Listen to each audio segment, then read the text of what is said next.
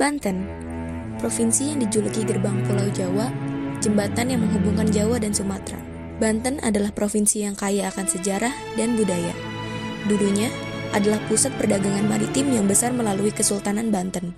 Hingga kini, Banten adalah salah satu kawasan strategis nasional yang padat aktivitas. Banten menawarkan panorama alam yang lengkap, pantai Anyer yang selalu ramai ombak cantik di Sawarna, hingga keajaiban alam dunia di Taman Nasional Ujung Kulon, sebagai rumah badak bercula satu. Banten juga punya kekayaan spiritual di Masjid Agung Lama Banten. Jadi, bagaimana Banten mengelola disparitas ini? Di analisis demografi Provinsi Banten 2024, kali ini kelompok 2 akan membedah potret kependudukan, struktur sosial, dan implikasinya terhadap pembangunan di Banten. Mari kita lihat sebaran penduduknya. Data menunjukkan ketidakmerataan yang signifikan. Rata-rata kepadatan penduduk Provinsi Banten adalah 1.329 jiwa per kilometer persegi. Namun, ada disparitas besar. Kota Tangerang dan Kota Tangerang Selatan memiliki kepadatan tertinggi, yaitu 11.012 dan 8.489 jiwa per kilometer persegi.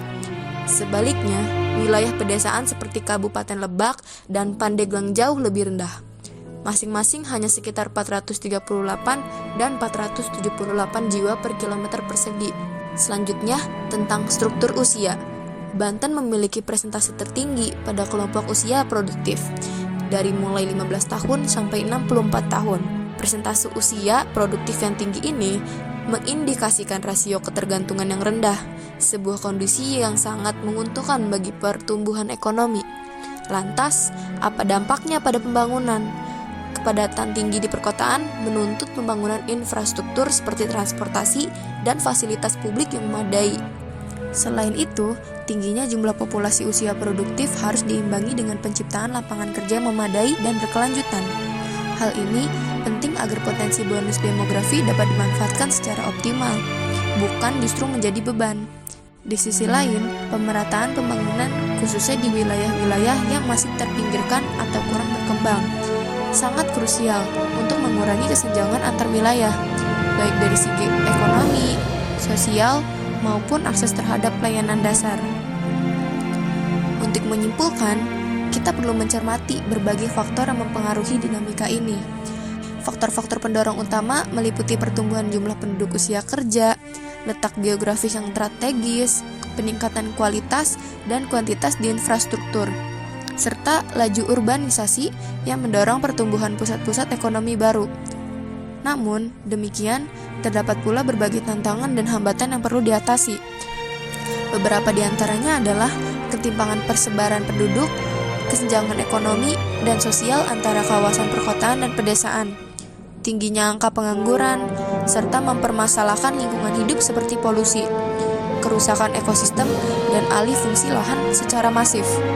Dengan memperhatikan baik faktor pendorong maupun penghambat tersebut, diharapkan perencanaan pembangunan ke depan dapat lebih inklusif, berkelanjutan, dan merata, demi mewujudkan kesejahteraan yang menyeluruh bagi seluruh lapisan masyarakat.